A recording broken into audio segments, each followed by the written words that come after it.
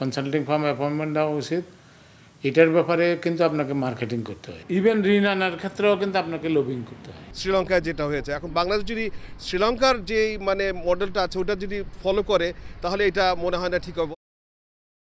কখনো রাজনৈতিক সংকট উত্তরণ কিংবা সরকারের সমর্থনে বিশ্ব পরাশক্তি মার্কিন মূল্যকে নানাভাবে লবিস্ট নিয়োগ করে বিভিন্ন দেশ।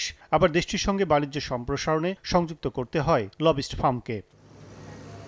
এমন প্রেক্ষাপটে বাংলাদেশে বিদেশি বিনিয়োগ বৃদ্ধি ও ঋণ প্রাপ্তির বাড়তি গতি আনতে বিদেশি ফার্ম নিয়োগের কথা বলছেন বিশেষজ্ঞরা। তাদের মতে বৈশ্বিক নানা সংকটে আশ্বাসের বাণী অনেক সময় থমকে যায় বাস্তবে। তাই স্বল্পমেয়াদে অন্তর্বর্তী সরকার ও দীর্ঘমেয়াদে রাজনৈতিক সরকারের আর্থিক সক্ষমতা শক্তিশালী করতে সমৃদ্ধ বিনিয়োগ খাত, ব্যবসায়িক সুবিধার রীতিনীতি ট্রাম্প প্রশাসন ও মার্কিন ব্যবসায়ীদের মাঝে বিশদভাবে উপস্থাপন জরুরি বলছেন তারা। বাংলাদেশের এখন যে আপনার বিশেষ করে যে আর্থিক খাতে যে একটা বিপর্যয়ের মধ্যে আছে, এই থেকে আপনার কনসালটেন্ট ফার্ম এবং কনসালটেন্ট ছাড়া যারা টেস্টেড আপনার কাজ করেছে, আই থিঙ্ক এটা পারবে না। এই ধরনের সিচুয়েশনে যারা অন্যান্য দেশগুলিকে সাহায্য করেছে সেরকম এক্সপার্টদেরকে নিয়ে কাজ করতে পারলেই বাংলাদেশের জন্য যেটা ভালো হবে সেরকম আপনার করা আর কি, উন্নয়ন পরামর্শক দ্বারা কাজগুলি করা। বিশ্ববাজার বাণিজ্যিক উন্নয়ন নির্ভর করে নীতি কৌশল ও দুদেশের ভারসাম্যপূর্ণ সহযোগিতায়। বাংলাদেশও যুক্তরাষ্ট্র সহ উন্নত দেশগুলোর সঙ্গে বাণিজ্য বাড়াতে লবিস্ট নিয়োগে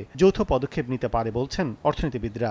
ওখানে লবিস্ট যারা, এটা তো ফাইন্যান্স মিনিস্ট্রি ঠিক করবে, এক্সটার্নাল রিসোর্সেস ডিভিশন ঠিক করবে, তারা ঠিক করে আমাদের বাংলাদেশের জন্য পক্ষ হইয়া সে অনেকটা ওকালতি করবে। আমাদের বিভিন্ন গভর্নমেন্টেই স্পন্সার যে ইয়েগুলো আছে, যেমন আমাদের যে বোর্ড অফ ইনভেস্টমেন্ট, এরা আপনার করতে পারে, কিন্তু তারা সহ কেন্দ্রীয় ব্যাংক সহ এটা সমন্বিতভাবে অর্থ মন্ত্রণালয়ের, বাণিজ্য মন্ত্রণালয়, অর্থ মন্ত্রণালয়, ফরেন মিনিস্ট্রি, এই তিনজন একসাথে হইয়া ঠিক করা উচিত।